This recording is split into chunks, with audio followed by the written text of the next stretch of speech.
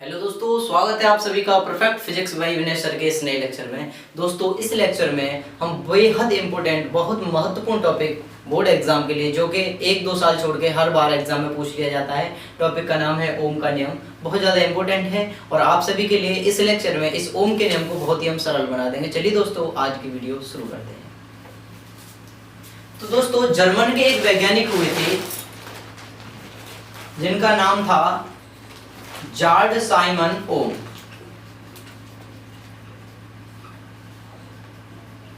इस George Simon ओम नाम के साइंटिस्ट ने 1826 ईस्वी में एक नियम प्रतिपादित किया, और वो नियम किस किस के रिलेशन में था? विभवांतर V और विद्युत धारा I। विद्युत धारा I और विभवांतर V के बीच में एक रिलेशन स्थापित किया। किसने? जॉर्ज साइमन ओम ने, जो साइंटिस्ट कहाँ के थे? जर्मन के थे, 1826 ईस्वी में। तो इस रिलेशन को ही इन्होंने अपने नाम के आधार पे नाम दिया था ओम का नियम। ओम का नियम बहुत ज्यादा इंपॉर्टेंट है। आज इस वीडियो में इसको डिस्कस करते हैं। तो ओम का नियम क्या होता है, ये सभी जो थ्योरी होती है उसे मैं नोट कर देता हूं। यदि किसी चालक की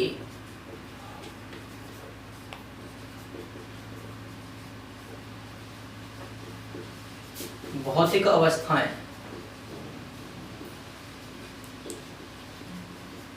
और भौतिक अवस्थाएं कौन कौन सी होती हैं? जैसे चालक का ताप हो गया, दाब हो गया, घनत्व हो गया आदि ETC।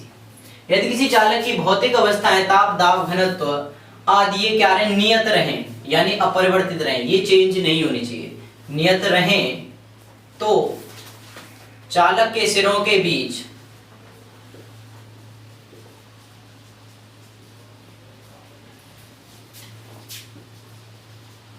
उत्पन्न विभवांतर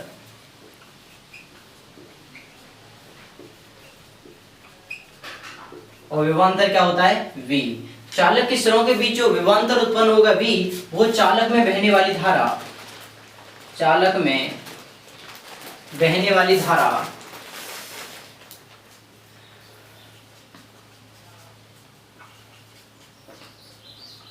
धारा को डिनोट करते हैं हम I से। चालक में बहने वाली धारा I के अनुक्रमानुपाती होती है।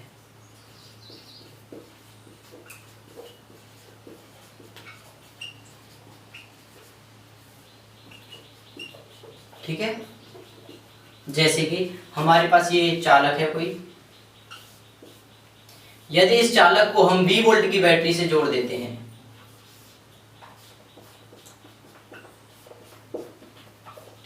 एक 20 वोल्ट की बैटरी से हमने इस चालक को जोड़ दिया है, चालक में इलेक्ट्रॉन थे, तो जैसे ही हमने 20 वोल्ट की बैटरी से जोड़कर इस स्विच को ऑन किया, यानी इस स्विच को हमने ऑन कर दिया, तब इसमें क्या बहेगी? विद्युत धारा। विद्युत धारा कहां जाएगी? चालक के अंदर। जब चालक के अंदर विद्युत धारा जाएगी तो इस विद्युत धारा का मान यदि विद्युत धारा का मान बढ़ा हुआ नजर आ रहा है, तो इसका मतलब क्या है कि यहाँ पे वोल्टेज का मान बढ़ा है। कहने का मतलब यहाँ है कि यदि वोल्टेज का मान बढ़ेगा तो धारा का मान भी उतना ही बढ़ेगा, वोल्टेज का मान घटेगा तो धारा का मान भी उतना ही घटेगा। यदि वोल्टेज को मैं 2 गुना कर दूं तो धारा का मान भी 2 गुना ही हो जाएगा। बात समझ गए? यानी कि विभवांतर के मान में हम जितनी वृद्धि या कमी करते हैं, विद्युत धारा के मान में भी उतनी वृद्धि या कमी हो जाती है। वही लिखा है, यदि किसी चालक की भौतिक अवस्थाएं नियत रहे तो चालक के सिरों के बीच उत्पन्न विभवांतर V चालक में बहने वाली धारा I के अनुक्रमानुपाती होता है। और अनुक्रमानुपाती का मतलब आप जानते हैं कि इसको बढ़ाएंगे तो ये भी बढ़ेगा, इसको घटाएंगे तो ये भी घटेगा।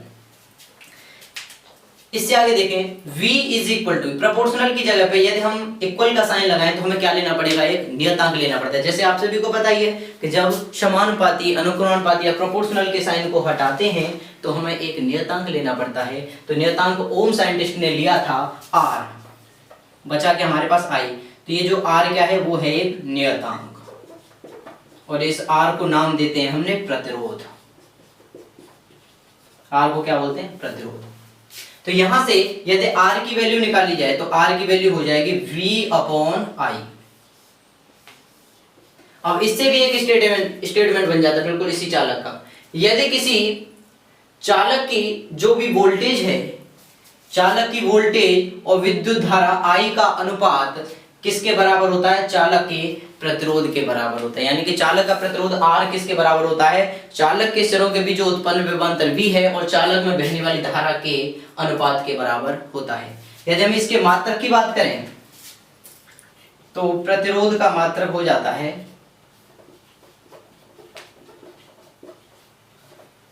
देखिए ये विभवांतर है और विभवांतर V का मात्रक क्या होता है? वोल्ट। ये बट्टे है, प्रति लगा दिया।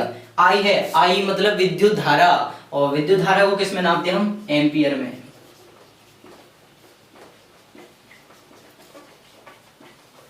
ठीक है, इसका मात्रक क्या होगा? वोल्ट प्रति एम्पियर। या फिर इसका यदि हम एसआई मात्रक की बात करें तो इसका एसआई मात्रक हो जाता है ओम, जो कि साइंटिस्ट का नाम था।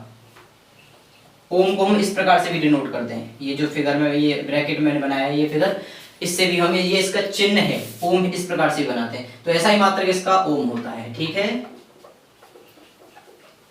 तो जो मेन फंडा था इसका ये था, यदि किसी चालक में लगी हुई बैटरी का मान हम बढ़ा देते हैं, यानी कि चालक के सिरों के बीच जो भी विभवांतर है, जो भी वोल्टेज है, वोल्टेज को यदि हम बढ़ाते हैं, V का मान, कंडीशन यहाँ पे समझ लिए। देखिए यदि V का मान डबल करेंगे या V का मान हाफ करेंगे या I का मान डबल करेंगे या I का मान हाफ करेंगे, तो यहाँ पे I का मान क्या होगा? यहाँ पे V का मान क्या होगा? यहाँ पे I का मान क्या होगा? यहाँ पे V का मान क्या होगा? और यहाँ पे फिर से V का मान क्या होगा? बात समझें। सवाल ने कहा है यदि इस जो भी हमारा चालक है, इस चालक में लगी हुई बैटरी से जो भी हमें वोल्टेज मिल रही है, चालक के सिरों के बीच जो उत्पन्न विभवांतर है, विभवांतर को डबल कर दिया जाए, यानी विभवांतर को 2 गुना कर दिया जाए, तो विद्युत धारा के मार्ग पर, विद्युत धारा में के मान पर कितना फर्क पड़ेगा? तो हमने अभी बताया है कि विभवांतर अनुक्रमानुपाती है I के, यानी विभवांतर में जितनी छेड़छाड़ होगी उतनी ही छेड़छाड़ होगी I में। यानी विभवांतर को यदि हम डबल करेंगे तो विद्युत धारा का मान भी कितना हो जाएगा? डबल हो जाएगा। यदि हम विभवांतर का मान आधा करेंगे तो धारा का मान भी क्या हो जाएगा? आधा हो जाएगा। उसके बाद यदि हम धारा का मान डबल करेंगे तो देखिए V प्रोपोर्शनल है I के, तो सीधी सी बात है I भी प्रोपोर्शनल हो गया V के, तो ये दोनों आपस में क्या है? समानुपाती है, सम अनुपात में है। तो जब हम I का मान डबल करेंगे तो V का मान भी क्या हो जाएगा? डबल हो जाएगा। जैसे हम I का मान आधा करेंगे तो V का मान क्या हो जाएगा? आधा हो जाएगा। बात समझ में आई या नहीं आई? जितनी छेड़छाड़ हम पोटेंशियल यानी विभवांतर के मान में करते हैं उतनी ही छेड़छाड़ ऑटोमेटिक विद्युत धारा के मान में हो जाता है। ठीक है, अच्छे से समझ आ रहा है? उसके बाद यदि हम इसी स्टेटमेंट पे विभवांतर और धारा के बीच में यदि ग्राफ बनाएं तो ग्राफ कैसे बनेगा?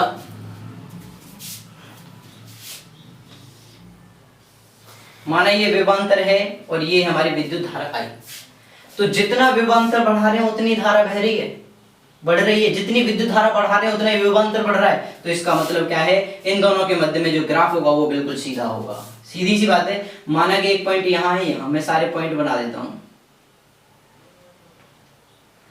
माना कि पहले विभवांतर यहाँ था, थोड़ा सा बढ़ा दिया हमने, यहाँ आ गए, थोड़ा सा बढ़ाने पे हम यहाँ आ गए, तो सीधी सी बात है विद्युत धारा भी यहाँ होगी। तो देखिए यहाँ आ गए।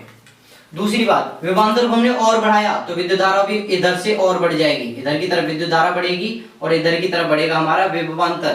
तो विद्युत धारा यहाँ से लेके यहाँ पहुंच गई और विभवांतर इधर से इधर पहुंचा, तो फिर देखिए ये हो गया। सेम ऐसी विद्युत धारा फिर बढ़ी, पोटेंशियल इधर बढ़ गया, ये हो गया। तो यहाँ से इन सारे पॉइंटों को हम मिलाएंगे, ऐसे ही मिलाते जाएंगे तो हमें एक सीधी रेखा प्राप्त होगी। इससे हमें क्या पता चल रहा है कि जो विभवांतर है वो समानुपाती होता है धारा के, यानी विभवांतर का मान जितना बढ़ाएंगे उतना ही धारा के मान में वृद्धि हो जाएगी। जितना मान विभवांतर में कम करेंगे उतने ही धारा के मान में क्या हो जाएगी? कमी आ जाएगी। और दोस्तों ये बहुत अच्छे से दोस्तों इसमें जो ये आया है प्रतिरोध, प्रतिरोध की हम डेफिनेशन लिखना चाहेंगे। प्रतिरोध होता क्या है? तो मैं यहाँ पे लिख देता हूँ प्रतिरोध। प्रतिरोध का मतलब है, इसको इंग्लिश में बोलते हैं रेजिस्टेंस। अब रेजिस्टेंस की डेफिनेशन क्या है कि विद्युत धारा के मार्ग में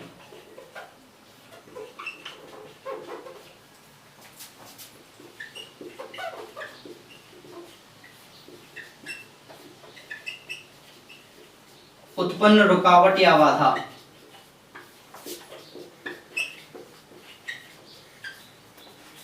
प्रतिरोध कहलाती है, कहलाता है। इसे कैपिटल आर से डिनोट करते हैं। इसका ऐसा ही मात्रक मैंने अभी बता दिया था, क्या होता है, ओम होता है।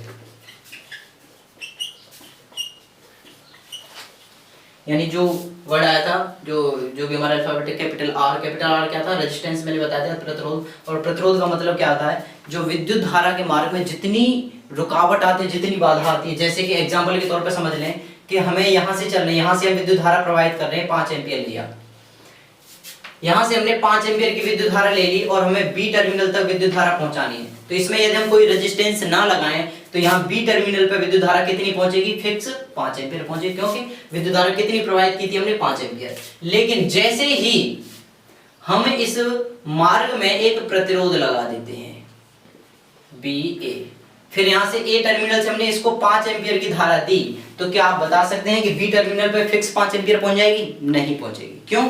क्योंकि जो इसमें जो कैपिटल आर लगा है, जो प्रतिरोध लगा है, ये प्रतिरोध क्या करता है, विद्युत धारा का विरोध करता है। यानी 5 एम्पियर की धारा जा रही है, यहां तक तो 5 एम्पियर जाएगी, लेकिन ये प्रतिरोध क्या करेगा, इसका विरोध करेगा। विरोध करेगा तो जब यहां से 5 एम्पियर यहां तक थी, यहां पे जो विद्युत धारा निकल के आएगी वो 5 एम्पियर से थोड़ी सी कम निकल के आएगी। 3 निकल आए, 4 निकल आए, 4.5 निकल आए, कितने भी एम्पियर निकल, लेकिन फिक्स 5 एम्पियर धारा नहीं मिलेगी। इसका मतलब क्या है कि प्रतिरोध का काम होता है विद्युत धारा के मार्ग में एक रुकावट पैदा करना, एक अवरोध पैदा करना, बाधा उत्पन्न करना। थैंक यू दोस्तों, ये आपको लेक्चर बहुत अच्छे से पसंद आया होगा। दोस्तों यहाँ तक का ले लीजिए आप स्क्रीनशॉट, और स्क्रीनशॉट लेने के बाद आगे का जो भी टॉपिक है ओम के नियम के बाद, जैसे हम बोलते हैं चालक की प्रतिरोधकता या चालक का विशिष्ट प्रतिरोध, उसे हम वीडियो के दूसरे पार्ट में सॉल्व करेंगे। तो यहाँ तक का आप स्क्रीनशॉट ले लीजिए और कमेंट करके बताइए लेक्चर